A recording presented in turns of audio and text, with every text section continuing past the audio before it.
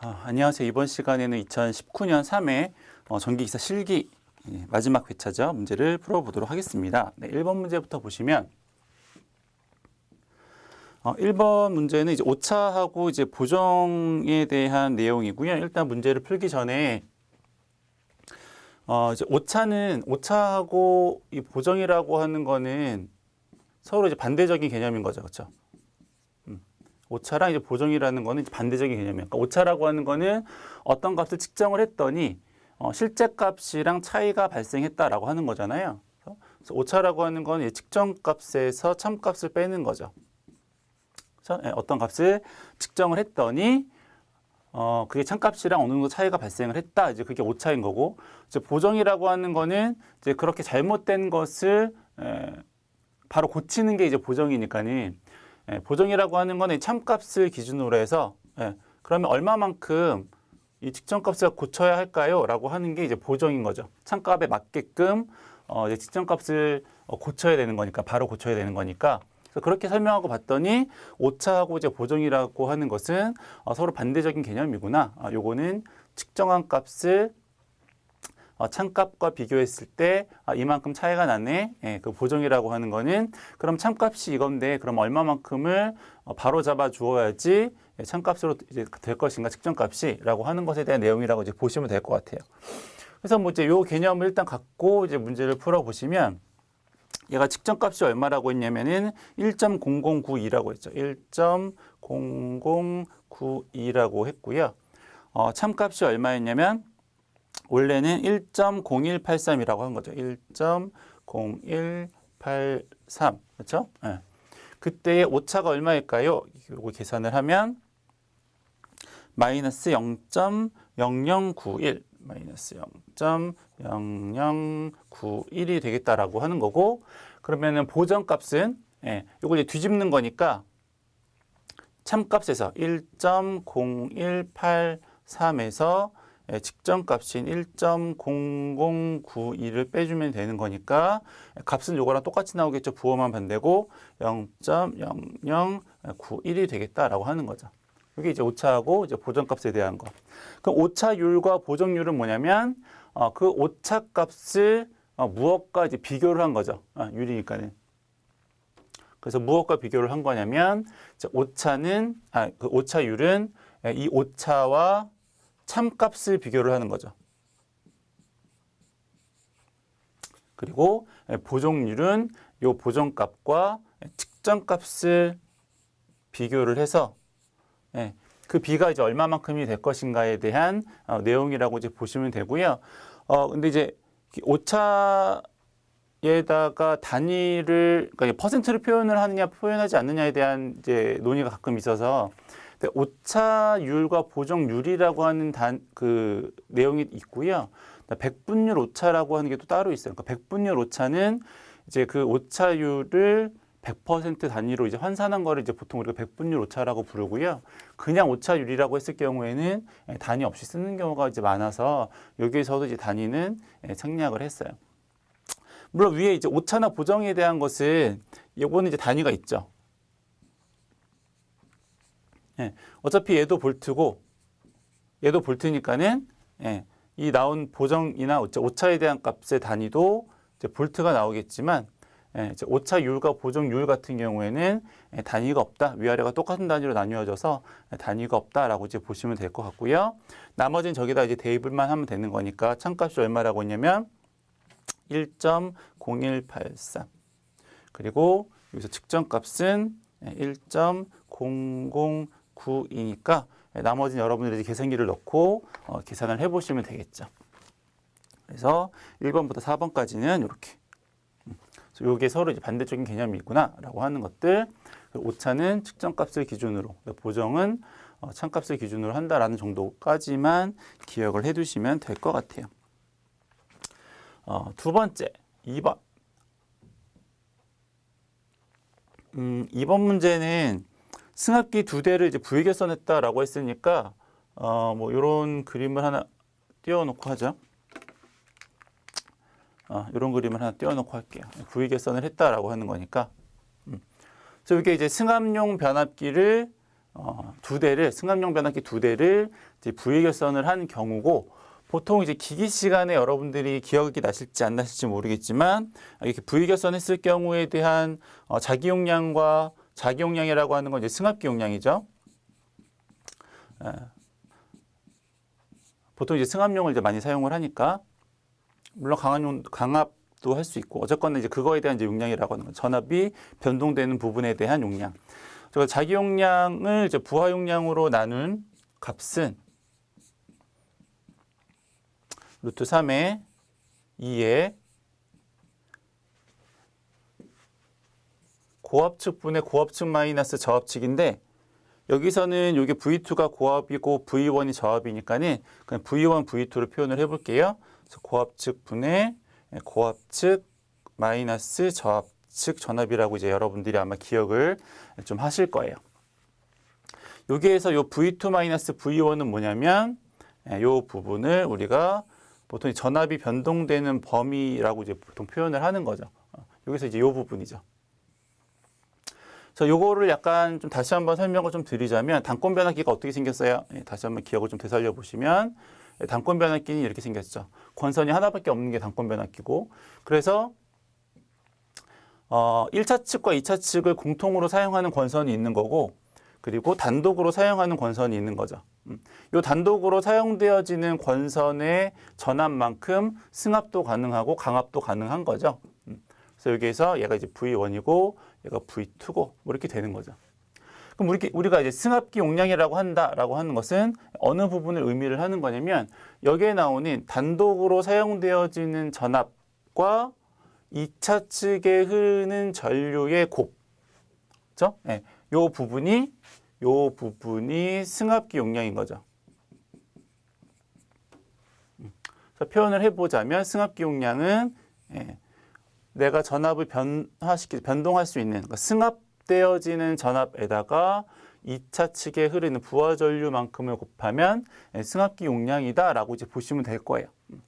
그래서 여기서도 승합기 용량이 승합되어지는 전압에다가 2차 측 전류라면 여기에 승합되는 전압에다가 2차에 흐르는 전류만큼을 곱하면 우리가 승합기의 용량을 구할 수 있다라고 하는 거죠. 그럼 이제 저걸 가지고 한번 문제를 풀어보면 뭐 이렇게 되겠네요. 얘가 얼마만큼 전압이 승합이 되는 거냐면 문제를 보세요. 문제 첫 번째 줄에 보면 선로에 3000에 210인 승합기를 설치를 한 거죠. 그리고 단자 전압 1차 측에는 3000V를 건 거예요. 여기에다가는 3000을 걸었고요.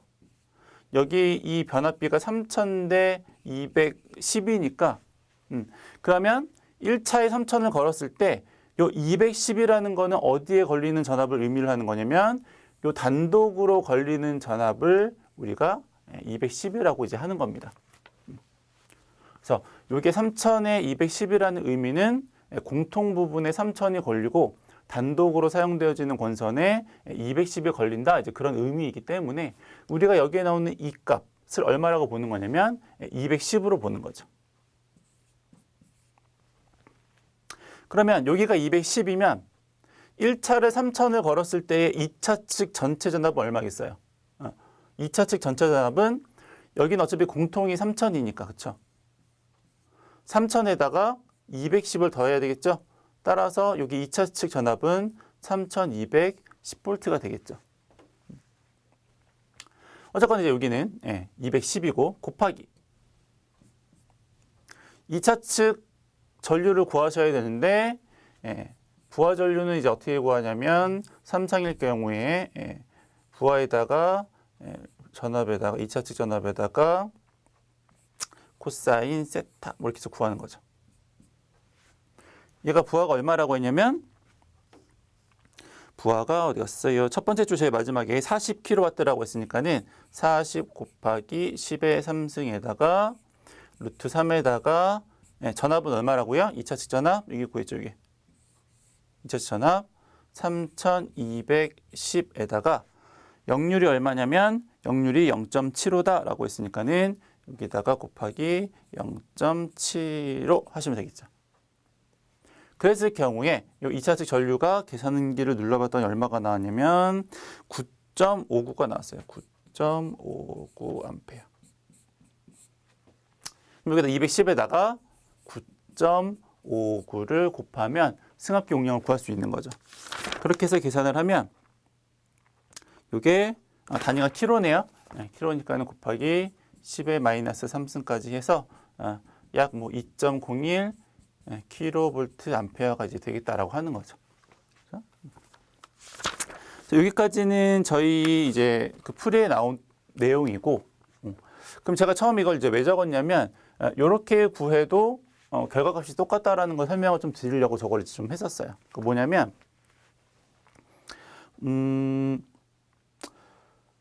그러니까 결과적으로는 승합기 용량이 문제에서 승합기 한 대 용량인 거예요. 승합기 한 대의 용량이 이거다라고 이제 말씀을 드렸는데, 그럼 이 식은 뭐냐면 이 식은 요거는 승합기 두 대에 대한 용량이에요. 식이 이제 왜 이렇게 됐는지 유도되는 과정은 하지는 않겠는데 두 대에 대한 용량이어서 요게 두 대에 대한 용량이라면 한 대에 대한 용량으로 바꾸려면 여기다 이제 2분의 1을 곱해야 되겠죠. 요거는 두 대에 대한 승합기 용량이에요. 그래서 한 대에 대한 용량을 책에서 이제 물어봤으니까 그러려면 2분의 1로 나눠야 되겠고요. 그럼 이제 요거하고 요거는 이제 없어지겠네요. 그렇죠? 그러고 봤더니 요 식이랑 거의 똑같죠. 어떻게 똑같냐면 여기에 2 있죠. 요 위에가 2라고 그랬잖아요. 2. 그렇죠? 그럼 남는 게 뭐예요? 이쪽에서 남는 게 루트 3 V분의 1에다가 부하 용량이 넘어오면 루트 3 V2분의 부하 용량이 되는 거니까 요거랑 똑같은 거죠. 루트 3 V분의 부하 용량. 얘는 이제 역률 그 킬로와트면은 이제 KV로 단위를 바꿨을 때 코사인을 곱해주는 거니까 어쨌거나 기본적인 모양이 요거랑 똑같잖아요. 요게 루트 3 V의 부하 용량 이렇게 나오는 게. 그래서 이렇게 구하나 결과적으로는 똑같으니까 편한 걸로 하시는데 아무래도 이렇게 처음에 책에 있는 것처럼 푸는 게 조금 편하죠. 이게 승합기 용량이니까는 그냥 요 사이 전압 승합되어지는 전압에다가 2차측 부하 전류를 곱해서 구하는 게 아무래도 좀 보시기에는 구하시기에는 좀 편하지 않을까라고 하는 겁니다. 선택해서 편하신 걸로 하시면 되세요. 그래서 넘어가시고 3번.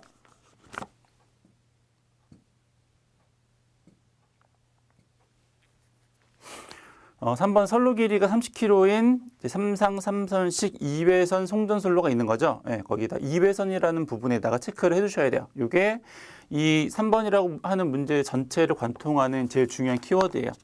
그래서 2회선 송전선로가 있고요. 그렇게 하기 위한 전선의 굵기는 어떻게 구해야 되겠습니까? 라고 하는 거죠. 2회선 송전선로고요. 우리가 구하고 싶은 전선의 굵기는 선 하나에 대한 굵기를 구하는 거죠. 그래서 일단 머릿속에 얘가 2회선이네라고 하는 거를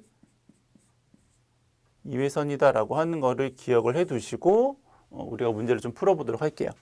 일단 전선의 굵기를 구하십시오라고 했을 경우에 우리가 실기에서 제일 많이 사용하는 전선의 굵기를 구하는 공식은 아마 이거일 거예요.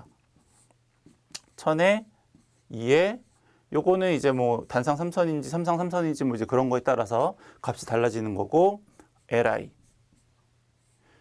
요게 이제 우리가 일반적으로 제일 많이 사용하는 전선의 굵기를 단면적으로 구하는 공식이고 요걸 구하려면 뭘 알아야 되냐면 조건 중에 전압 강화가 있어야지 이 식을 대입을 해서 구할 수가 있어요. 근데 얘는 전압 강화가 나오지 않았기 때문에 저걸 구할 수는 없겠고 그럼 이제 우리가 무엇으로 전선의 굵기를 구할 수 있겠습니까? 라고 하는 건데 두 번째 줄의 중간에 뭐가 나왔냐면 송전 손실이라는 게 나왔죠. 송전 손실. 손실은 어떻게 구하세요? I 자승의 R. 그렇죠? 얘가 3상이니까 앞에다가 3. 우리가 저항이라고 하는 것. 이 저항이라고 하는 것을 식을 어떻게 쓸 수 있냐면 고유 저항에다가 단면적 분의 전체 길이. 이렇게 놓고 봤더니 여기에 뭐가 있어요? 단면적이 있죠. 그럼 식을 정리하면 이런 식으로 되겠네요. 따라서 우리가 구하고 싶은 전선의 단면적은 요거랑 요거랑만 바꿔주면 되죠. 그러면 3배의 I 자승의 곱하기 고유 저항의 선로 손실에다가 길이. 이렇게 구할 수 있다라고 하는 겁니다. 이거를 외우실 건 아니죠. 이 공식은 뭐 변압기 용량 구하시듯이 계속 반복적으로 나오는 공식도 아니고, 무언가 우리가 무슨 암페어나 무슨 오음에 대한 공식처럼 꼭 이제 암기를 하셔야 되는 이제 그런 것들은 아니지만, 요거를 하기 위해서, 그러니까 요거를 이제 암기하실 필요 없다라는 얘기예요. 요걸 암기하시는 게 아니라 이렇게 되어지는 과정을 좀 기억을 해두셔야 돼요. 얘는 요 공식을 외우시는 게 아니고, 이 공식 아는 거잖아요. 손실에 대한 식 아시는 거고, 그리고 저항에 대한 요 기본 공식도 아시는 거니까 그거를 이용해서 이렇게 한다라고 하는 과정을 요거는 아셔야 되고, 요 식을 암기하시는 거는 아니에요. 이렇게 하고 봤더니, 우리가 몇 가지 책에서 주어지는 조건들을 구해야 되는 건 이제 구해야 되는 건데, 일단 기본적으로 알고 있는 값들을 한번 집어넣어 보면, 고유저항이 55분의 1이라고 나왔어요. 요거는 고유저항이죠. 얘가 55분의 1이라고 나온 거고, 요거는 10%라고 했으니까 이제 계산하셔야 되고, 전류값도 이제 주어지지 않아서 이제 계산을 하셔야 되고, 선로 길이가 얼마라고 했냐면, 선로 길이가 30km다라고 했으니까는 여기에다가 30km를 이제 대입을 하면 되는 거죠. 그렇죠? 그럼 이제 우리가 이제 구하셔야 되는 건 뭐냐면 전류값이랑 손실만 계산을 하시면 되죠. 전류는 어떻게 구해요? 부하 용량에다가 3상일 경우에 루트 3배의 V에다가 코사인 세타. 근데 이제 여기서 이제 여기에서 그대로 이제 여기 나오는 전압하고 코사인하고 이제 부하를 계산을 하면 안 되죠. 왜 안 되냐면 아까 처음에 말씀드렸다시피 얘는 2회선에 대한 부하 용량이기 때문에 1회선에 대해서 부하 용량을 구하시려면 여기에다가 2분의 1을 곱하셔야 되는 거죠. 그래야지 한 회선에 대한 부하 용량이 나올 테니까. 요게 나오는 이제 6천은 이제 2회선에 대한 부하 용량이니까 나누기 2를 하셔서 한 선에 대한 부하 전류를 이제 구하셔야 되는 거죠. 한 선에 대한. 그래서 나머지는 뭐 대입을 한번 해보죠. 쭉 다 대입을 해보면 이게 이제 키포인트니까 얼마냐면은 6,000 킬로와트고 루트 3에다가 전압은 얼마라고 했냐면 첫 번째 줄 제일 끝쯤에 30kV, 그리고 역률은 얼마냐면 역률은 0.8. 얘도 킬로고 얘도 킬로여서 뒤에 곱하기 10의 3승은 안 했어요. 그냥 자동적으로 킬로는 이렇게 날아가는 거니까. 이렇게 해서 곱하기 2분의 1을 하면 전류값이 얼마가 나오는가 봤더니 이렇게 해서 전류값을 계산을 했더니 72.17이 나온대요. 72.17A. 그렇죠? 그럼 여기 전류 구했고 요거를 여기다가 숑 대입하시면 되고, 그럼 손실은 선로의 손실을 구하셔야 되는데 선로의 손실은 어떻게 하겠다라고 했냐면 10%, 그렇죠? 부하의 10% 이하로 하기 위한 공급되어지는 전력의 10% 이하로 송전 손실을 하고 싶다라고 했는데 공급되어지는 전력이 얼마냐면 6,000이죠. 그럼 6,000에 0.1인데 여기서도 주의하실 게 뭐라고 그랬어요? 얘가 2회선이죠. 2회선. 2회선에 대한 전체 손실이니까 그럼 얘를 1회선에 대한 한 선에 대한 손실로 바꾸시려면 여기에도 마찬가지로 2분의 1을 곱하셔야죠. 하면 한 선에 대한 손실이 얼마일까요? 계산을 해봤더니 300kW. 따라서 요 300kW를 요 손실에다가 대입을 하면 답이 나오겠다 이거죠. 3 곱하기 72.17에다가 55분의 1, 그다음에 300분의 30 하면 답이 되겠고요. 이렇게 해서 계산기를 누르면 계산기 좀 28.41이 나온대요. 3 곱하기 72.17의 제곱에다가 55분의 1에다가 300분의 30을 하면 28.41이 나오는데 요거에 대한 공칭값이 보기에서 주어졌으니까 답은 35mm²로 하시면 되겠죠. 그리고 공칭전선에 대한 값은 암기를 꼭 해주셔야 될 것 같고요. 그래서 이제 3번은 이제 요거 2회선이다. 그래서 한 선에 대한 전선의 굵기를 구해야 되기 때문에 대입되어지는 전류도 선 하나에 대한 한 선에 대한 그다음에 송전선의 손실도 한 선에 대한 손실을 구했어야 돼서 2분의 1을 이제 곱했다라는 것만 주의하시면 될 것 같아요. 다음 4번. 요거는 뭐 변압기 용량 구하는 문제는 뭐 워낙 많이 나오니까 뭐 특별히 뭐 설명드리진 않겠고, 설비 용량에다가 수용률 하시고 부등률에다가 역률, 이제 킬로와트인 경우에 kVA로 나오면 이제 역률을 계산할 필요는 없는 거고, 그래서 해보면 뭐 식을 일일이 쓰지는 않을게요. 설비 용량 수용률이니까는 곱하고 걔를 다 더하면 얘가 되는 거죠. 그렇죠? 거기에다가 나누기, 그렇죠? 이제 부등률하고 역률을 대입하셔야 되는데 부등률은 1.2라고 했고요. 역률은 0.8이라고 했으니까 이걸 이제 계산기로 누르시면 되겠네요. 그렇죠? 그래서 나온 값에 그 그림 바로 밑에 표준 용량 값이 있으니까는 거기에서 선정해서 답을 하시면 되고 답은 75가 됩니다. 뭐 이 정도는 그냥 넘어가도 되겠고. 5번은 이제 구하는 방법은 1회 때 나왔던 내용이랑 이제 비슷하니까는 대충 설명만 해드릴게요. 그냥 어떻게 식을 적용을 해서 문제를 풀까 이제 그것만 해드릴 거고. 5번에 보면 이제 피레기 접지 공사고요. 피레기 보통 1종 접지하죠. 1종 접지의 저항값은 15옴 이하고, 그랬을 경우에 피레기 접지 공사를 한 후에 보조 접지극 2개를 시설해서 측정을 한 거죠. 그랬을 경우에 피레기의 접지 저항값이 얼마일까요? 이제 물어본 거죠. 그래서 주 접지극이 이제 매설이 공사가 되어 있고, 주 접지극에 대한 공사가 되어 있고, 피레기죠.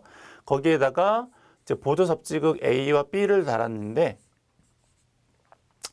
측정을 해봤더니 요 피레기 접지하고 A 보조 접지극 사이에는 보조하고 A 사이에는 86오음이 이제 측정이 된 거고, 그리고 A하고 B 사이에는 보조 접지극 사이에는 156오음이 측정이 된 거고요.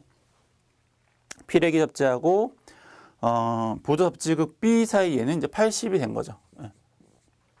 이때에 요 피레기 접지의 저항이 얼마일까 이제 물어본 건데, 이제 앞에서 연립해서 풀었던 거 기억하시고, 우리는 이제 요거는 식은 이제 이렇게 하면 되는 거죠. 얘를 구하고 싶으면,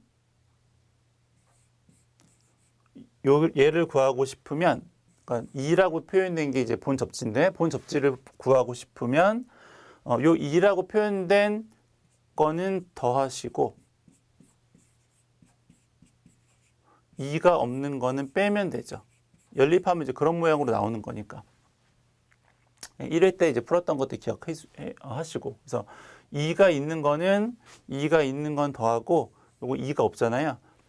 여기 2가 없으니까는 요거는 빼면 돼요. 만약에 A를 구하고 싶으면 A가 들어가는 것들은 더하고 A가 없는 거는 빼고 이제 뭐 그렇게 하면 되는 거예요. 그래서 요걸 이제 계산을 쭉 해보면 2분의 1에다가 2A가 86, 그렇죠?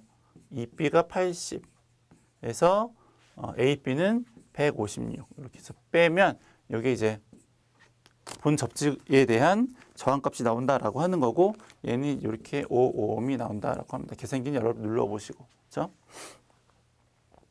이것만 이제 하시면 되죠. 자기 거는 더하고, 얘를 구하고 싶으면 2를 구하고 싶으면 자기 거 2가 들어간 건 더하고 2가 들어가지 않는 건 빼고 이렇게 해서 구하시면 돼요. 두 번째 접지공사의 적합 여부는 적합하죠. 왜냐면 아까 일종 접지는 15옴 이하면 되기 때문에 요건 5옴이 나왔으니까는 적합하다라고 하는 거죠. 넘어가시고 6번도 시퀀스네요. 리액터 기동 정지 조작 회로에 대한 미완성 도면이죠. 그러니까 리액터 기동이라고 하는 게 뭐냐면 이 시간에 하셨던 것도 기억을 해보시면 전동기에다가 직입 기동, 그러니까 전전압을 걸어서 운전을 하는 경우에 전동기가 고장이 날 수도 있으니까 기동 시에 전류가 엄청 크잖아요. 그래서 그 전류 값이 엄청 커서 전동기가 고장이 날 수 있으니까 리액터를 중간에 달아서 전압을 떨어뜨려서 기동하겠다. 전압을 떨어뜨리면 그만큼 기동 전류도 줄어들 테니까 전동기가 부담 없이 기동이 되겠다라고 하는 거죠. 그래서 처음에 리액터를 걸어서 기동 전류를 줄인 상태에서 기동을 하고 얘가 이제 회전을 하고 있는 상태면 전전압을 걸어도 전동기에 무리가 없을 테니까 그 이후에는 일정 시간 이후에는 전전압을 걸어서 운전을 하겠다라고 하는 게 이제 리액터 기동에 대한 기본적인 내용이죠. 그래서 이게 이제 선이 이렇게 있는데 요거는 직입 기동에 대한 거고 요건 리액터를 통해서 기동을 하겠다라고 하는 개념으로 보시면 돼요. 그래서 여기는 직입 기동이니까는 그냥 선 쭉 연결하면 되고 요거는 리액터를 달아야죠. 리액터를 이렇게 달아서 R은 R로 S는 S로 T는 T로 가면 되죠. Y델타나 정격운전처럼 선을 꼬는 거 아니에요. 그냥 쉽게 표현하면 그냥 이런 거죠. 전동기가 이렇게 하면 이제 직입비동이고 이 스위치 닫으면은 전동기가 돌았다가 떼면 멈췄다. 이건 직입비동이고 이렇게 했을 경우에 과도한 기동전류가 흘러서 전동기가 고장날 수 있으니까 얘를 리액터를 달아서 처음에는 이렇게 리액터를 통과시켜 가지고 기동전류를 줄인 상태에서 기동을 했다가 일정 시간이 지나면 이건 끊고 이렇게 직입기동으로 이제 운전을 하겠다라고 하는 거니까 요건 선이 꼬일 일이 없어요. 그래서 요거는 그냥 R은 R로 S는 S로 T는 T로 그렇게만 해주시면 됩니다. 선 꼬일 필요가 없다라고 하는 거 기억 하나 해두시고. 그래서 요건 됐고 그러면 이제 여기에는 뭐가 달리냐면은 CT 2차 측에는 뭐가 있어야 되냐면 얼마만큼 전류가 흐르는지 우리가 눈으로 확인해야 되잖아요. 그러니까 전류계가 붙어 있겠고요. 그럼 이제 이쪽 주회로 부분은 이제 끝난 거고 이제 보조회로 부분 이제 여기 제어 부분을 이제 한번 보면 아까 말씀드렸다시피 처음에 ON을 하면 리액터가 달려 있는 쪽으로 전류가 흘러서 기동을 시키는 거죠. 걔가 이제 88R이에요. 그래서 누르면 88R에 대해서 여자가 되니까 요걸 하기 전에 전동기일 경우에 우리가 꼭 기억을 하셔야 되는 게 두 개가 있죠. 뭐냐면 자기유지라고 하는 거하고 인터록이라고 하는 거는 기억을 좀 해두셔야 될 것 같고요. 물론 이제 자기유지는 전동기 운전 시 시퀀스에는 거의 100% 들어간다고 보시는 거고 인터록은 이제 들어갈 수도 있고 들어가지 않을 수도 있는데 그냥 정방향 운전하는 거 말고 Y델타 운전이던가 아니면은 뭐 정역 운전이던가 하는 부분에는 이제 인터록도 꼭 들어가야 되죠. 자기 유지는 어떻게 하는 거냐면 자기 접점을 A 접점을 병렬로 사용하는 게 자기 유지고 인터록은 상대방에 대한 접점을 B 접점으로 직렬로 연결하면 이제 인터록인 거죠. 그래서 여기에서 보시면 여기 2번하고 3번에 들어가야 되는 게 뭐냐면 자기 유지에 대한 거죠. 기동 버튼과 병렬로 연결되어 있는 접점들. 그래서 여기 2번에는 얘를 눌렀을 때 이 88R이 계속 유지되어야 하니까 스위치.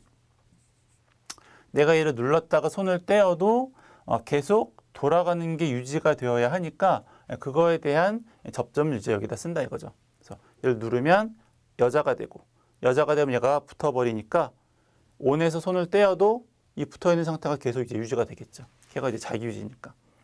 그럼 3번에는 뭐겠어요? 요거 88번에 대한 R에 대한 자기 유지니까 3번은 88M에 대한 자기 유지가 들어가겠죠. 일정 시간 이후에 여기 타이머가 있죠. 일정 시간 이후에 요거 이제 끊어지고 요게 이제 여자가 되면 또 요게 이제 계속 유지되어야 하니까 요 88M에 대한 자기 유지 접점이 이제 필요하다. 인터록은 어디 있냐면 여기 달려 있죠. 여기. 얘는 88R인데 88M 상대방에 대한 비접점을 직렬로 이제 갖다가 썼죠. 이게 이제 인터로. 그래서 내가 만약에 88M이 직입기동으로 회전을 하고 있었다면 그 다음에 아무리 ON 버튼을 눌러도 리액터가 포함된 기동을 할 수가 없다라고 하는 거죠. 얘 때문에 얘가 떨어져 있으니까. 얘가 여자되고 있는 상태에서는 얘가 떨어져 있을 테니까 아무리 ON 버튼을 눌러도 여자가 될 수가 없겠다라고 하는 겁니다. 근데 4번하고 이제 5번에는 뭐가 들어가는 거냐면 요것도 이제 요 4번이 요 88M을 기동하기 위한 기동 접점이고요.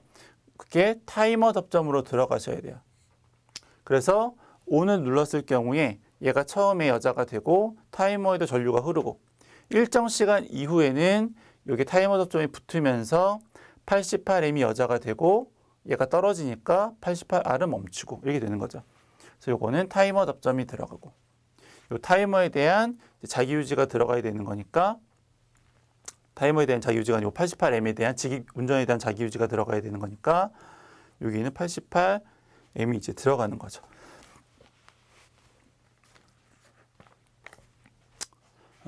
그래서 누르면 처음에 리액터 기동을 했다가 일정 시간 이후에는 직입 운전으로 바뀌고 얘가 여자가 됐으니까 얘는 멈추고 이렇게 되는 거예요. 여기 이제 뭐 7, 8, 9번은 이제 램프가 들어가는 부분인데 보통 이제 전동기가 운전하고 있을 경우에는 위험하니까 보통 이제 빨간색 100%는 아니니까는 이제 문제를 보고 확인하셔야 되는데 이 문제도 이제 그렇게 되어 있고요. 그리고 멈춰 있을 경우에는 녹색 안전하니까. 요 9번은 고장 검출 쪽하고 연결되어 있으니까는 보통 이제 옐로우 이렇게 쓰는 거죠. 그래서 여기 이제 보시면 여기는 이제 이게 이제 기동하고 이제 관련된 부분이니까 요 R은 눌러서 뭐 움직이고 막 기동하고 관련된 거니까는 회전을 하면 이제 빨간색은 되는 거고 얘가 정지했을 경우에 녹색불이 들어오려면 정지하고 있다라고 하는 얘기는 리액터 기동도 아니고 직입 운전도 아닌 거죠. 그랬을 경우에 요 88M 요건 들어가 있으니까 그러면 요 밑에는 뭐가 들어가겠어요? 88R이 들어가겠죠. 그래서 둘 다 멈춰 있을 경우에는 녹색불이 들어오고 어느 하나라도 동작해서 스위치가 A 접점으로 바뀌면 신호가 흐를 수 없으니까는 램프에 이제 불이 꺼지겠죠. 요거는 이렇게. 그래서 이제 이렇게 해서 이제 그림을 완성하겠는데 요거는 약간 조금 여기도 보조 접점, 그러니까 자기 유지 접점이 두 개나 들어갈 필요가 없고 얘도 굳이 이렇게까지 쓸 일이 없어서 얘를 조금 바꾸자면 이렇게 바꾸는 게 조금 더 좋을 것 같아요. 어떻게 바꾸냐면 여기 이제 보조 접점을 하나만 쓰면 되죠.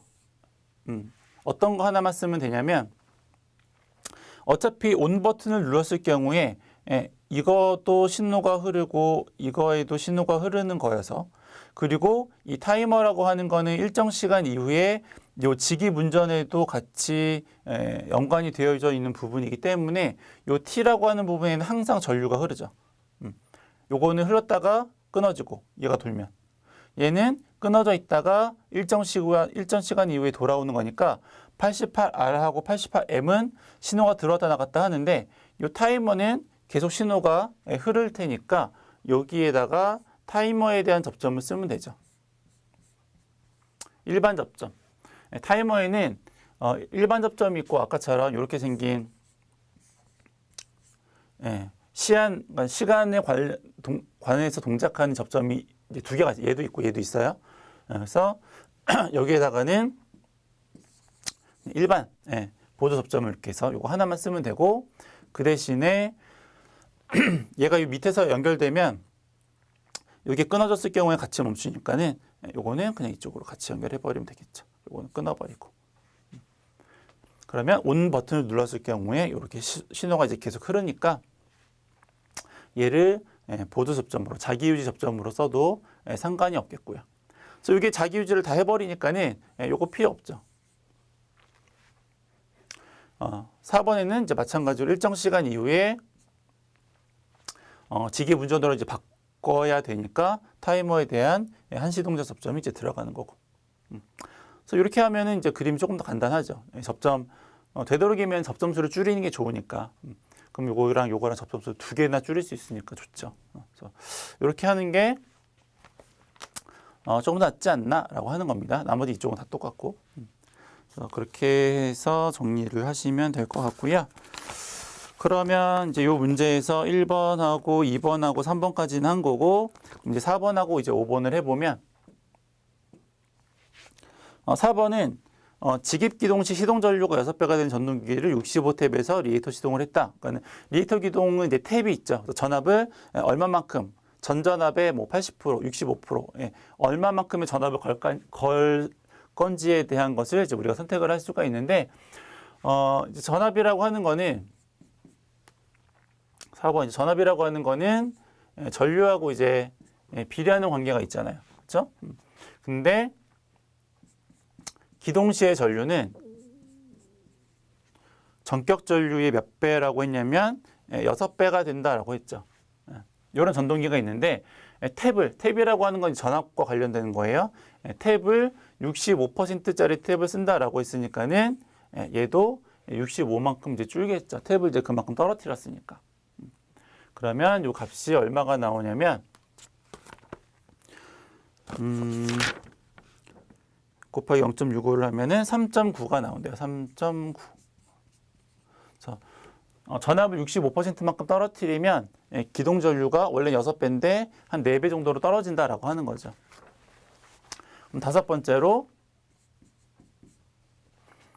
그럼 기동 토크는 어떻게 될까요? 라고 하는 건데 유도 전동기에서의 토크는 전압의 자승에 비례하는 관계가 있죠. 기계책 이제 유도 전동기 부분 다시 한번 살펴보시고, 따라서 기동 시의 토크는 전격 토크의 2배라고 한다면, 원래 전자답을 걸었을 때 전격 토크의 2배라고 한다면 탭을 65%로 떨어뜨리면 그러면 이제 토크는 어떻게 될까요? 라고 하는 거고, 제곱에 비례하는 거니까 제곱이라고 쓴 거죠. 그러면 그렇게 하면 요거는 0.845 약 0.85가 되는 거죠. 그렇죠? 0.85배. 그래서 원래 이제 전격 전압을 걸었을 경우에 이제 2배만큼의 토크가 발생을 하는데, 기동 시에 탭을 이제 65%만큼 떨어뜨리면, 전압을 떨어뜨리면 0.85만큼의 토크만 발생을 하는 거죠. 토크는 쭉 줄어들지만 어쨌거나 우리가 중요한 거는 기동 전류를 줄이는 게 더 중요한 거여서 이렇게 탭을 조정을 해가지고 리에이터 기동을 한다라고 보시면 될 것 같아요. 넘어가시고 7번 문제. 7번 문제는 이제 뭐 이런 거네요. 문제를 보면 변압기의 단락 시험이다라는 말이 나왔어요. 단락 시험이라고 하는 거는 우리가 이제 변압기 쪽에서도 이제 했었고요. 우리가 개방 시험이라고 하는 게 있고 단락 시험이라는 게 있죠. 그래서 개방 시험하고 단락 시험을 하면 우리가 이제 뭐 귀하 효율 같은 거 구할 수 있고, 그렇죠? 뭐 개방 시험을 통해서는 철성 같은 거 구할 수 있죠. 단락 시험을 통해서 우리가 뭘 구할 수 있냐면 뭐 임피던스나 아니면 동선 뭐 이런 거 구할 수 있죠. 단락 전류 이런 거 계산할 수 있어요. 그렇게 하기 위한 이제 단락 시험인 거죠. 그래서 이 변압기를 이제 단락 시험을 해야 되니까는 2차 측은 단락을 한 상태고요. 2차 측을 단락한 상태에서 얘를 먼저 단락을 하고 시험을 하지 않고, 만약에 부하가 걸려 있는 상태에서, 전격 전압이 걸려 있는 상태에서 단락을 시켜버리면 과도한 전류가 흐르기 때문에 얘가 다 고장이 나죠. 그렇게는 단락 시험을 하지 못하고 부하를 제거하고 2차 측을 이미 단락한 상태에서 이제 1차 측에서 이제 전압을 거는 거죠. 1차 측에서의 전압도 바로 전격 전압을 거는 게 아니고, 언제 그 전압이 과도한 전류가 흐를지 모르니까 0볼트서부터, 그렇죠? 0볼트에서부터 서서히 증가를 시키면서 이제 단락 시험을 하는 거고요. 시험을 하는 거고. 저기 단락하고 1차의 슬라이덕스 같은 걸 통해서 아니면 뭐 승합기 같은 걸 통해서 여기에서 전압을 0볼트서부터 서서히 증가시켰을 경우에 그때에 1차 측에 흐르는 단락 전류, 그러니까 단락시켜 놨으니까는 1차 측에 이제 흐르는 전류도 단락 전류라고 할 수가 있겠고요. 1차 측에 흐르는 단락 전류가 전격 전류와 같아질 때까지 전압을 상승시킨다라고 하는 거죠. 그래서 1차 측에서 전압을 증가시켰을 때에 그때 1차에 흐르는 전류, 즉 단락 전류 값이 전격 전류와 같은 똑같은 값의 전류가 흘렀다. 그때의 이 전압계에 얼마만큼의 전압이 나타나겠죠. 그 전압을 우리가 뭐라고 부르냐면 걔를 우리가 임피던스 전압이다 이렇게 부르는 거죠.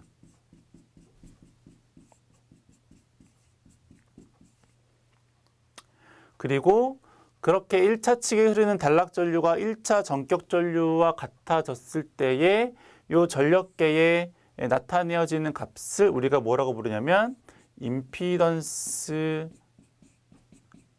와트다라고 부르는 거고요. 이 임피던스 와트는 전부 동손이죠. 이론 시간에 하셨던 내용들 좀 이제 기억을 좀 해 보시면 좋을 것 같아요. 그리고 조금 더 나아가서 설명을 해보면 우리가 이제 퍼센트 임피던스라는 거를 구할 수가 있는데 퍼센트 임피던스는 우리가 식을 어떻게 쓰냐면 전격 전압분의 전격 전류의 곱하기 임피던스 곱하기 100 이렇게 구하죠. 퍼센트 임피던스는. 그때에 요 단락 시험에서의 요 임피던스는 여기 이 회로 중에서 임피던스가 어디 존재하겠어요? 여기에 존재하겠죠. 변압기. 요거는 이제 변압기의 임피던스, 변압기 내부에 대한 임피던스가 되는 거여서 변압기 내부의 임피던스가 되는 거여서 결과적으로 여기에 나오는 이 전격 전류와 변압기 내부의 임피던스를 곱하면 걔가 뭐가 되는 거냐면 임피던스 전압이 되는 거죠. 그렇잖아요. 요게 이렇게 통과해서 가는 거죠. 그때에 걸리는 단자 전압이니까 요 전격 전압, 즉 단락 전류와 전격 전류, 즉 단락 전류와 여기 변압기 내부의 임피던스를 곱하면 걔가 뭐가 된다라고 하는 거냐면 임피던스 전압이 된다라고 하는 거죠. 그래서 식을 이제 보통 요거는 이제 이렇게도 식을 쓸 수가 있는 거죠. 전격 전압분의 임피던스 전압 곱하기 100을 하면 우리가 퍼센트 임피던스를 구할 수도 있다라고 하는 거죠. 이게 이제 단락 그 시험에 대한 이제 기본적인 내용이라고 이제 보시면 되고 가끔 이제 시험에서 이제 전압계랑 전류계랑 뭐 전력계랑 이제 다 연결 안 해놓고 얘를 이제 제대로 시험할 수 있도록 연결하십시오라는 문제도 있으니까는 그때에 전류계는 이렇게 직렬로 연결하시면 되고 전압계는 이제 병렬로 이렇게 연결하시면 되는 거죠. 그래서 요거는 이렇게 사이에다 이제 연결하면 되고 전류도 이제 통해야 되니까는 직렬로도 연결하고 병렬로도 연결되게끔 이제 회로를 이제 구성을 하는 거죠. 그래서 이게 이제 기본적인 단락 시험에 대한 내용이라고 보시면 될 것 같고요. 그래서 이제 뭐 보죠. 1번 문제부터 보시면 투입 전 전압 조정기의 핸들은 이제 0V의 위치를 시켜 처음에 0부터 서서히 이제 증가를 시켜야 되는 거니까. 그리고 사용 변압기 2차 측을 단락한 상태에서 뭐죠? 단락한 상태에서 슬라이덕스를 이제 조정을 해서 1차 측 단락 전류가 그렇죠? 표현을 특별히 하진 않았지만 2차는 회로가 없잖아요. 그러니까 여기에서 이제 표현되어지는 값은 다 1차에 해당하는 값이죠. 그래서 1차 측 단락 전류가 1차 측에 흐르는 단락 전류가 1차 측 전격 전류와 같게 흐를 때에 그때의 1차 측 단자 전압을 우리가 뭐라고 부른다고 하는 거였냐면 임피던스 전압이라고 부르는 거고 그때의 교류 전력계에 대한 지식값을 우리가 뭐라고 부른다고 했어요? 임피던스 와트라고 부른다라고 한 거죠. 그 세 번째 퍼센트 임피던스는 여기 했듯이 임피던스 전압 나누기 1차 측 전격 전압을 하면 이제 퍼센트 임피던스가 된다라고 하는 것을 설명을 드린 겁니다. 이게 단락 시험에 대한 내용이죠. 넘어가고 8번.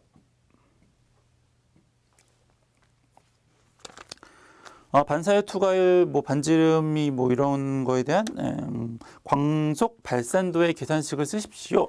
광속 발산도가 뭐예요? 광속 발산도는 우리가 어떤 물체의 단면적에 입사되는 광속을 우리가 뭐라고 부르냐면 조도라고 부르죠. 조도는 어떤 물체에 입사되어지는 광속이에요.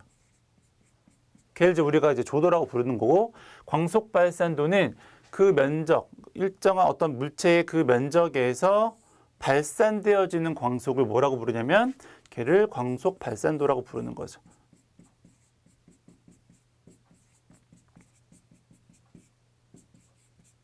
자, 예. 조도는 어떤 물체의 어떤 면적에 입사가 되는 그 광속이고, 광속 발산도는 그 면적에서 발산되는 광속을 이제 광속 발산도라고 부르는 거죠. 우리가 그때에 이 물체의 효율을 어떻게 구할 수 있냐면, 효율이라고 하는 건 다 입력분의 출력이죠. 그래서 입력이 뭐냐면 들어오는 게 뭐냐면 조도고, 나가는 건 출력은 발산되어지는 거는 요 광속 발산도니까 이 물체의 효율을 우리가 조도분의 광속 발산도라고 구할 수 있고요. 따라서 우리가 광속 발산도는 어떻게 구할 수 있냐면 효율에다가 조도를 곱하면 광속 발산도를 이제 구할 수 있겠다라고 하는 겁니다. 근데 여기서 이제 요 효율과 요 조도에 대한 값을 이제 어떻게 구할까요? 이제 그것만 알아서 이제 대입을 하시면 되는데, 일단 조도를 보면 우리가 조도 어떻게 구해요? 조도는 광도 나누기 거리의 제곱에 반비례하도록 조도가 되는 거죠. 얘 이제 광도인데, 광도는 다른 말로 하면 빛의 색이죠. 입체각에서 발산되어져 나가는 그 광속을 이제 우리가 광도라고 부르고, 다른 말로 하면 이제 빛의 색이죠. 빛의 세기는 거리 제곱에 반비례해서 이제 나가는 거죠. 그걸 이제 우리가 조도라고 부르는 거고, 이런 이제 관계가 있다라고 하는 거예요. 광도하고 조도와의 사이에는 거리 제곱에 반비례하는 관계가 있겠다라고 하는 거고, 그래서 이 조도는 이제 여기다가 이제 대입을 하시면 되죠. 요거는 여기다가 이렇게 쇽 대입하시면 되고, 그럼 효율은 뭐냐? 지금 얘가 이제 어떻게 되어 있냐면 점광원이 있고, 점광원 주위에 이제 글로브가 있는 거죠. 글로브는 이렇게 빛을 확산하게 만드는 거죠. 그래서 이렇게 뭐 보통 이제 그 우윳빛으로 천장에 달려 있는 것들이 있어요. 그래서 빛을 직접적으로 사물에 닿게 하는 게 아니라 확산시켜서 닿게 하는 거. 이제 걔가 글로브고요. 근데 여기서부터 빛이 나오겠죠. 이제 빛이 나올 텐데, 이 글로브를 통과해서 나가는 것도 빛이 이제 투과가 되면 나가면 얘가 이제 투과가 되는 빛도 있고요. 투과가 되는 빛도 있고, 아니면 이 글로브에 흡수되는 것도 있죠. 흡수되어지는 빛도 있을 거고, 그리고 투과하지도 못하고 흡수되지도 못하고 반대로 반사되어지는 빛도 있습니다. 그래서 우리가 이 반사되는 값과 흡수되어지는 값과 투과가 되어지는 값을 합하면 그 값은 이제 1인 거죠. 반사율과 흡수율과 투과율을 다 합하면 이제 걔가 1인 거예요. 전체인 거죠. 그러면 우리가 이제 요 물체에 대한 효율을 이제 구하셔야 되는데, 이 글로브에 대한 효율을 구하셔야 되는데, 효율이라고 하는 거 이제 아까 앞에서도 말씀드렸지만은 들어오는 것분에 나가는 거죠. 들어오는 게 뭐냐? 일단 나가는 게 뭐냐? 이 글로브를 통해서 나가는 거는 뭐냐면 투과율이죠. 보통 이제 책에서 지금 투과율 타우라고 표현을 했고요.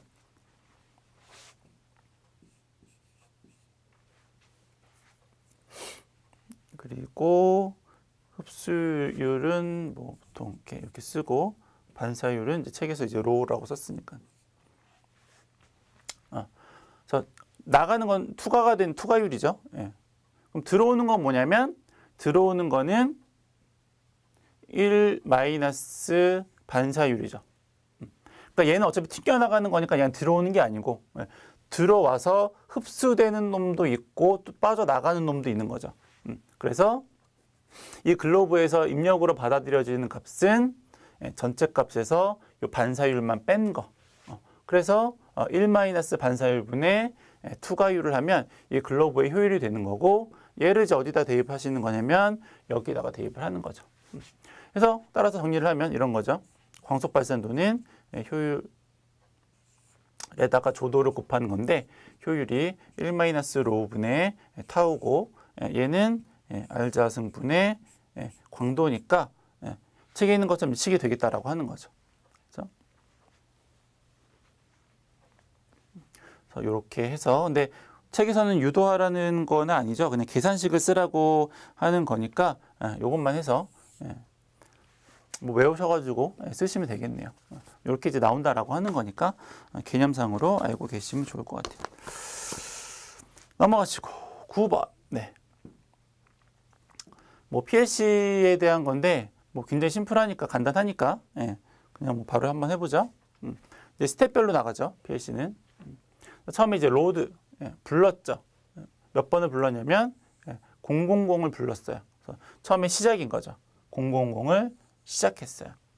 그래서 얘는 이제 뭐 STR이라고 쓸 수도 있고 아니면 뭐 스타트라고 쓸 수도 있고 그건 이제 만드는 이제 회사마다 명령하고 조금씩 다르니까 대충 개념은 처음에 이제 부른 거구나. 처음에 시작이구나라고 일단 기억을 하시면 좋을 것 같고요. 그 다음에 뭐냐면 오어죠. 오어는 어떻게 연결하라는 거냐면 병렬로 연결해 주세요라고 하는 거죠. 그래서 뭐를 병렬로 연결하는 거냐면 처음에 시작했던 것과 P010번을 병렬로 연결해 주세요라고 하는 거죠. 이게 병렬이죠. P010을 이제 병렬로 연결한 거죠. 그렇죠? 그리고 AND로 연결해 주세요. 그렇죠? 뭐를? P001을. 근데 AND로 연결하라는 말은 뭐냐면 직렬로 연결해 달라라는 의미죠. 직렬로 연결해 주세요. P001을 직렬로 연결해 주세요. 그러면 이렇게 해서 이게 아니죠. 레더니까는 직렬로 연결해 주세요. 뭐를? P001을. 근데 여기에 이제 뭐가 있어요? 직렬로 연결하는 것까지 했는데 뒤에 보니까 not이 붙었죠. 이 not은 의미하는 바가 뭐냐면 얘는 비접점이에요 라고 하는 거죠. 그래서 P001을 직렬로 연결을 하는데 그것에 대한 접점은 비접점을 써주세요 라고 하는 거니까 비접점 표시를 이렇게 해주시면 됩니다. 이게 비접점 표시예요. 밑에 것도 똑같죠. 이것도 직렬로 연결하는데 비접점으로 연결해 주세요 라고 하는 거니까 얘도 뿅뿅 비접점 주소는 P002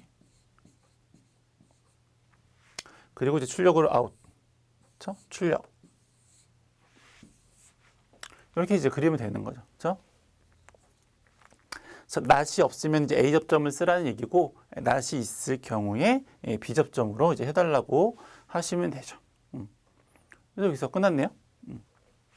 그 다음에 두 번째 문제가 뭐였냐면 무접점 논리회로를 바꾸어서 그리십시오라고 했는데 보통 이제 시퀀스, 릴레이 시퀀스가 나왔을 경우에 무접점으로 바꾸려면 논리식을 쓰고 변환하는 게 조금 좋기는 해요. 그래서 실수를 안 하는데 얘는 워낙 단순하니까 이제 그냥 바로 쓸게요. 입력이 뭐냐면 여기 있는 것들이 입력, 아웃 빼고 요거 빼고 입력이에요. 그래서 빵빵빵, 빵일빵, 빵빵일, 빵빵이가 이제 입력이고 출력은 빵일빵인 거죠. 그럼 입력 여기다 써볼게요. 논리회로 그릴 때 이쪽에다 입력, 이쪽에다 출력이니까는 P000, P010은 좀 나중에 쓸게요. 그리고 P001, P002, 출력은 P010. 그죠? 근데 아까 이제 요거 썼고, 얘 썼고, 얘 썼고, 얘 썼는데 얘가 입력 안 썼죠? 얘가 출력이니까는 얘는 출력에서부터 뽑아서 다시 입력으로 들어와야죠. 이렇게 되는 거를 우리가 이제 자기유지라고 부르는 거예요. 출력이 다시 입력으로 들어와서 처음에 시동했었던 것과 병렬로 연결되는 거. 걔가 이제 자기유지죠. 일단 입력은 다 썼고, 출력 썼고, 그럼 나머지는 이제 요거. 처음에는 이제 요거 P000하고 P001이 5어 회로죠. 5어 논리 소자 어떻게 써요? 이렇게 쓰죠. 그래서 빠져나가고. 그리고 P001하고 P002는 직렬 AND 소자로 연결하는데 여기에 not이 붙었으니까는 요거는 not을 붙여줘야죠. 그래서 걔를 이제 직렬로 연결하는데, 어차피 이것과 얘도 직렬이고, 다시 얘랑 얘랑 직렬이니까는 세 개가 다 직렬이에요. 직렬은 AND 회로는 이제 이렇게 쓰죠. 그래서 이렇게 하셔도 되고, 아니면 문제에서 조건에 꼭 이입력자리 논리 소재를 쓰십시오라고 하면 이제 책에 있는 것처럼 하시면 되고, 네, 그렇게 되는 겁니다. 그래서 요거는 이제 뭐 논리 회로 이렇게 뭐 그리시면 되죠. 그러니까 오업 회로고 얘는 AND 회로고, 그렇죠? AND. 고 요거는 다시고. 그래서 설명 뭐 네, 복잡한 건 아니어서 10번.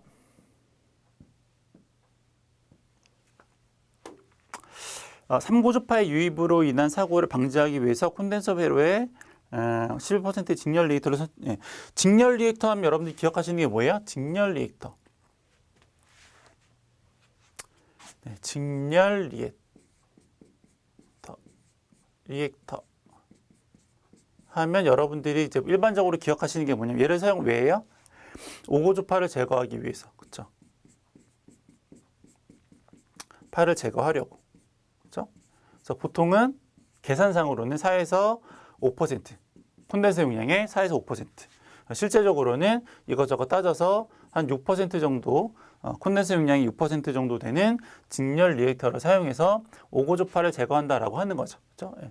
근데 요건 이제 삼상일 경우에 그렇다라고 하는 거. 삼상일 경우는 델타 결선에서 삼고주파를 제거할 수 있으니까는 오고주파만 이제 제거하면 되죠. 그래서 삼상일 경우에는 이제 그 직렬 리액터를 이제 이런 용도로 사용하는 거고, 근데 얘가 단상일 경우에는 델타 결선 이런 거를 못 하니까는 이때는 이제 삼고주파가 제일 커서 단상일 경우에는 직렬 리액터를 왜 사용을 하냐면 삼고주파를 제거하려고 사용을 하죠.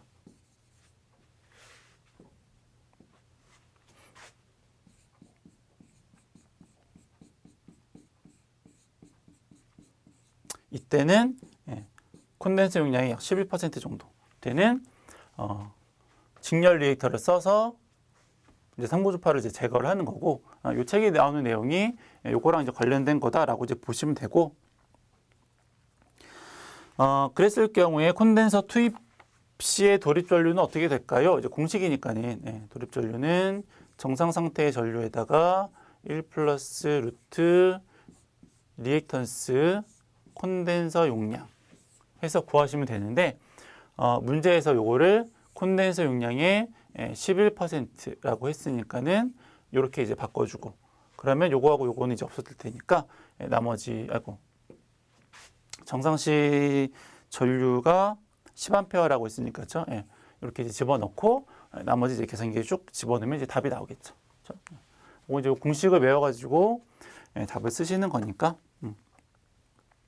이렇게 하시면 되고, 넘어가시고 11번. 네, 가스 절연 개폐 장치, GIS에 대한 다음 각 물음에 답하십시오. GIS라고 하는 건 뭐냐면 원래 이제 뭐 계전기하고 차단기 달고 또 뭐 계전기 달고 해가지고 공간이 이렇게 많이 필요한데, 그걸 이제 어떤 밀폐된 공간 안에 다 때려 넣는 거죠. 계전기하고 차단기하고 다 때려 넣고, 그다음에 이제 소호 특성도 있고 절연 특성도 이제 우수한 SF6 가스를 그 안에다가 밀폐된 곳에 충진을 해서 그래서 이제 그렇게 사용을 하는 개폐기가 뭐냐면 GIS 개폐기가 되는 거죠. 그래서 이렇게 GIS 개폐 장치, 그러니까 GIS를 사용하면 소형화할 수 있고, 이제 아까 말씀드린 대로 뭐 달고 이렇게 간격이 필요한데 그걸 다 이렇게 한꺼번에 때려 넣어서 한 공간 안에다가 넣은 거니까 소형화할 수 있고, 밀폐되어 있기 때문에 안전성이 좋고, 이제 밀폐해서 거기다 SF6 가스를 이제 충진하는 거니까 소음도 적고, 밀폐되어 있으니까. 그 SF6 가스는 뭐 오일 개폐기 뭐 이런 거보다 어쨌거나 그 우리가 SF6 가스의 특징이 뭐였냐면은 뭐 무취, 무해 뭐 이런 거 있잖아요. 그래서 이제 뭐 환경에 대한 영향, 오염물에 대한 영향도 받지 않는다. 뭐 이제 이런 것들이죠. 장점 쓰시면 되고, 그다음에 가스절연 개폐 장치에 사용되는 가스는 이제 SF6 가스고. 그렇죠? 그래서 만약에 요거는 이제 가스절연 개폐 장치에 대한 이제 물음에 대한 이제 장점을 쓴 건데, 만약에 GIS를 사용하는 변전소에 대한 특징을 쓰십시오라고 해도 얘를 써도 돼요. 왜냐면 그냥 변전소하고 GIS 변전소하고의 차이는 GIS를 사용한 거에 대한 차이밖에 없는 거잖아요. 그래서 다른 것들은 다 이렇게 뭐 이렇게 해가지고 설치를 해야 되는데, 이건 GIS를 사용하면 이렇게 조그맣게 밀폐된 장소에다가 사용할 수 있으니까 좋다라고 하는 특징이, 요 특징이 GIS 변전소에 대한 특징이랑 똑같다라고 보시면 돼요. 그래서 이거에 대한 장점을 써도 이걸 써도 되고, 변전소에 대한 장점을 쓰십시오라고 해도 얘를 써도 되고. 12번. 12번은 조금 조심을 하셔야 될 게, 보통 이제 얘가 뭘 구하라고 했냐면 변압기 용량이 얼마나 이렇게 구했잖아요. 앞에도 했었지만은 변압기 용량 우리가 어떻게 했어요? 설비 용량에다가 수용률에다가 부등률에다가 역률 이렇게 했죠. 변압기 구하는 게 워낙 다 이거니까는 변압기 용량 구하는 거네 하고 이렇게 딱 썼다가 보니까는 수용률이 없어. 그럼 이제 멘붕에 빠질 수가 있죠. 실제 시험장에서는 아는 문제도 틀리는데 보통 이거라고 생각하고 머리에 딱 인식하고 문제를 딱 푸는데 얘가 아니면 굉장히 이제 혼동이 오고 시험에 꼬일 수가 있으니까. 그래서 요거는 요식을 대입하는 문제는 아니고 변압기 용량을 구하는 게 이렇게 구하는 것도 있구나라고 하나 인식하고 가시면 좋겠어요. 그래서 얘는 이건 아니었어요. 수용률이 없어가지고. 얘는 이제 어떻게 구하는 거냐면 문제를 보시면 동력부하가 30이 있고 전열기가 이제 24가 있는 변압기 용량을 구하는 거기 때문에 변압기 용량 단위가 뭐예요? 단위가 kVA죠. 그래서 우리가 kVA는 다른 말로 피상전력이라고 부르죠. 피상전력은 어떻게 구해요? 유효전력 제곱에다가 무효전력의 제곱해서 루트를 씌우면 구해요. 얘가 kVA죠. 얘랑 이제 같은 거죠. 얘랑 같은 거예요. 그래서 여기에서는 변압기 용량을 이렇게도 구하는 방법이 있네라고 하나 알고 가시면 될 것 같아요. 이제 똑같은 문제 나오면 이제 맞출 수 있는 거죠. 이런 패턴이 나오면. 그러면 우리가 유효전력하고 이제 무효전력을 구하셔야 되는데 동력부하하고 전열기가 있어서 요거는 두 개를 나눠서 계산을 하셔야 돼요. 왜냐하면 역률이 서로 다르니까. 전동기하고 전열기하고 역률이 서로 다르니까. 그래서 전동기에 대한 유효전력이 얼마냐면 전동기의 유효전력은 30kW라고 했죠. 킬로와트가 유효전력이니까. 킬로와트. 그렇죠? 그럼 전동기에 대한 무효전력은 어떻게 돼요? 전동기에 대한 무효전력은 피상전력에다가 사인 세타를 곱하는 건데 피상전력이라고 하는 거는 유효전력 나누기 코사인 세타를 하는 거죠. 유효전력 나누기 코사인 세타이니까 거기에다가 다시 사인 세타를 하면 이제 무효전력을 구할 수 있고요. 전동기의 유효전력은 얼마라고 했냐면 30kW라고 했고, 그렇죠? 여기 30. 역률은 0.6이라고 했으니까 코사인이 0.6이면 사인 얼마예요? 0.8. 굳이 안 해도 되겠죠? 해서 계산기를 누르면 요거는 40 kVAR, VAR이 이제 무효전력에 대한 단위니까. 그럼 전열기는 역률이 1이니까는 얘는 이제 무효전력이 없는 거죠. 얘는 그냥 유효만. 얼마라고 했냐면 24kg. 그럼 다 했네요. 그럼 이제 저기다 이제 대입을 하셔야 되니까 유효전력 얘랑 더하고 그리고 요거에다 이제 벡터적인 합을 이제 계산을 하면 되는 거니까 따라서 변압기 용량, 다른 말로 피상전력은 루트 전동기 30 더하기 전열기 24 유효전력 제곱에다가 무효전력 40의 제곱을 하면 구할 수가 있겠고요. 요거 계산기를 눌러봤더니 67.20 킬로볼트 암페어가 나오는데 표에 나오는 거에서 선정을 하자면 75짜리를 선정하면 되겠다라고 하는 거죠. 그렇죠? 피상전력 구하는 거에서 어려운 건 아니었는데 시험장에서 처음 보는 유형일 경우에 얘가 당황할 수 있으니까 변압기를 다 무조건 이걸로 구하는 게 아니구나 라고 하는 거를 인식하시고 가시면 좋을 것 같아요. 넘어가시고 13번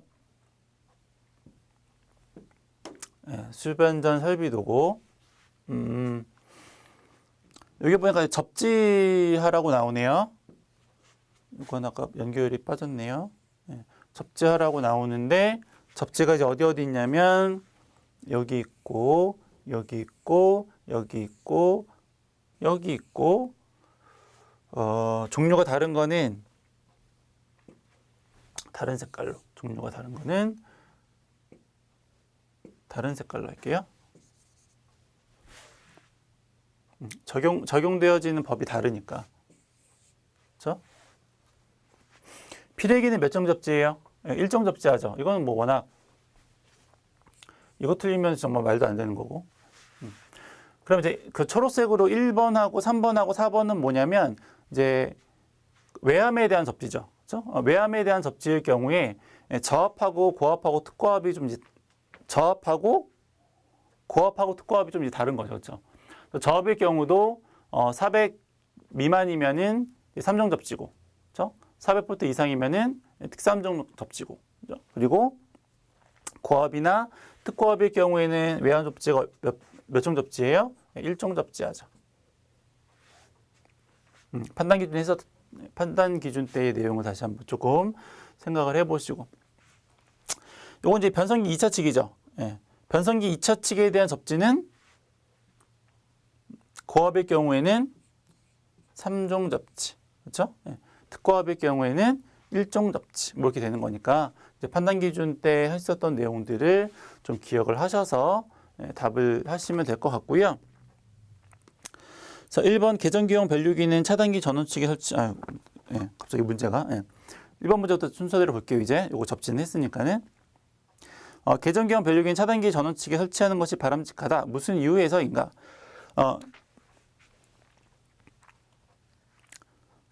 계전기용 변류기. 계전기용 변류기를 왜 쓸까요? 우리가 이제 앞에서도 했었던 것 같은데 고장이 나면 계전기에서 검출을 하죠. 그렇죠? 계전기에서 검출을 한 다음에 이제 OCR에서 판단을 하죠. 얘가 고장인지 아닌지. 얘가 고장이다라고 하면은 이제 차단기에서 동작을 하는 거죠. 앞에서 이제 1회인가 2회에서 이제 그거 했었던 거 기억을 해보시고. 그래서 어쨌든 이 계전 변류기가 하는 역할은 뭐냐면 검출을 하는 거죠. 근데 검출을 어디에서 하느냐에 따라서 좀 달라진다라고 하는 거고, 그거를 전원부에 가까울수록 전원부에 가까이 검출을 하면 뭐가 좋은가, 이제 그런 문제인 거예요. 그러면 전원부를 일단은 빼고, 그럼 만약에 모터에만 달았어요. 그럼 여기에만 달면 이쪽에서의 고장 전류만 검출할 수 있는 거죠. 그렇죠? 근데 얘가 점점 올라가서 전원부 쪽으로 가면 그 범위가 점점 넓어지는 거잖아요. 그래서 계전기를 전원측에 다는 게 바람직한 이유는 범위를 넓힐 수 있기 때문에 그렇다라고 하시면 될 것 같고요. 본 도면에서 생략할 수 있는 부분은 피레기용 단로기는 생략을 할 수가 있죠. 물론 조건이 있어요. 아이솔레이터나 아니면 디스커넥터 붙임형 피레기인 경우에 그 경우에 요거를 뺄 수 있다, 생략할 수 있다라고 하는 거고, 진상 콘덴서 연결하는 방전 코일의 목적은 뭐 잔류전하를 방전해서 콘덴서의 잔류전하를 방전해서 인체 보호를 위한 목적인 거고, 도면에서 뭐 ZCT나 뭐 TC 워낙 많이 나오는 거니까, 그렇죠? 트리코일하고 영상 변류기하고 접지 개소의 접지 종별은 쓴 거고, 이렇게 하시면 됩니다. 13번은 고압이어서 요거 고압수전 설비였어요. 고압수전 설비여서 우리가 그렇게 했었던 거죠. 고압이어서. 그렇죠? 거기에 관련된 법규를 적용을 해서 풀었던 거고요. 14번하고 15번은 이제 뭐 그냥 외우시면 되니까 넘어가고, 마지막으로 16번 문제만 하고 마지막, 그렇죠? 16번 문제. BIL이 무엇일까요? 기준 충격 저령 강도죠. 그렇죠? 시험값이고, 이 기준 충격 저령 강도 BIL이란 기준 충격 저령 강도고, 이거 가지고 차단기의 전격 전압을 구하시고 전격 차단 용량을 이제 구하십시오라고 했는데 차단기의 전격 전압 어떻게 구할까요? 차단기의 전격 전압은 이건 계산이어서 원래 이제 전격 전압이 주어진 표가 있죠. 이 표에 따라서 이제 보통을 하고 만약에 그걸 외우지 못한 경우는 이제 공칭 전압에다가 1.1분의 1.2배를 하는 거죠. 이렇게 이제 차단기에 대한 전격 전압을 이제 구할 수가 있는 거고. 그럼 이제 공칭 전압은 어떻게 구해요? 이 문제를 보니까 공칭 전압이 안 나왔어요. 그럼 공칭 전압은 어떻게 구하냐면 공칭 전압은 이제 절연 내력을 통해서 구할 수가 있는데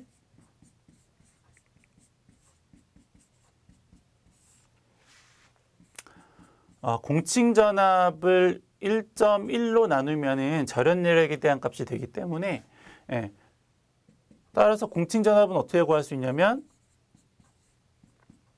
절연 내력에다가 1.1을 곱하면 이제 공칭 전압이 되는 거죠. 요거 이제 넘기는 거니까. 그럼 절연 내력이 얼마냐? 절연 내력이 얼마냐면 문제를 보시면 두 번째 줄 제일 끝에 BIL은 절연 계급이 20호다라고 했죠. 그러면 얘가 20호다라고 하는 게 20kV다라고 하는 의미랑 똑같아요. 그래서 공칭 전압이 얼마냐면은 20의 1.1이니까는 22kV가 되는 거고요. 그거에다가 22에다가 1.1분의 1.2를 하면 얘가 이제 24kV가 나오는 거죠. 얘가 이제 절연 내력이 20호다라고 해서 이제 20을 쓴 건데 만약에 이게 나오지 않았다면 기준 충격 절연 강도로 구해야죠. 얘도 안 나왔으면 안 되고 문제에서 보니까는 BIL이 50이라고 나왔으니까 그렇죠? 이게 나왔을 경우에는 여기에도 절연 계급이라는 게 들어가서 곱하기 5에 플러스 50kg니까는 여기에서 이 절연 계급을 구할 수 있죠. BIL에서 빼기 50 한 다음에 나누기 5를 하면 구할 수 있고요. 저희 책에서 이게 150으로 나와서 아마 이거 계산하면은 마찬가지로 20 나올 거예요. 그래서 뭐 안 나왔으면 이렇게 계산을 하시고 책에처럼 나오면은 이걸 그냥 대입해가지고 이렇게 구하셔도 문제가 없어요. 그래서 차단기의 전격 전압이 이제 24라는 건 알았고, 그러면 차단기 용량은 어떻게 구하죠? 뭐 전력 시간에 많이 하셨을 테니까, 그렇죠? 전력 시간에 많이 하셨을 테니까는 뭐 굳이 3상일 경우에 루트 3배에 차단기 전격 전압에다가 전격 차단 전류 곱하기 10의 마이너스 6승은 보통 이제 메가볼트 암페어로 이제 표현을 하려고 이제 그렇게 하는 거고, 그렇죠?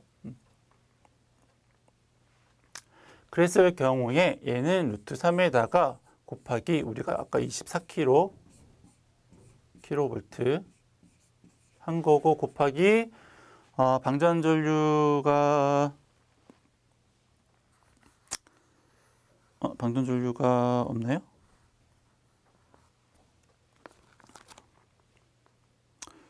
전기 차단 전류가 20카라고 했으니까는 20kA. 그러면 얘도 킬로고 얘도 킬로니까는 이 두 단위를 곱하면 얘가 이제 메가볼트 암페어가 되는 거니까 10의 마이너스 6승은 안 한 거예요. 그래서 루트 3 곱하기 24 곱하기 20을 하면 어디 갔을까요? 하면 831.38이 나온대요. 831.38 메가볼트 암페어 이렇게 되는 거죠. 그래서 여기서는 이제 이걸 구해서 하는 이제 그런 문제였습니다. 해서 16번 문제까지 모두 풀어보았습니다. 수고하셨습니다.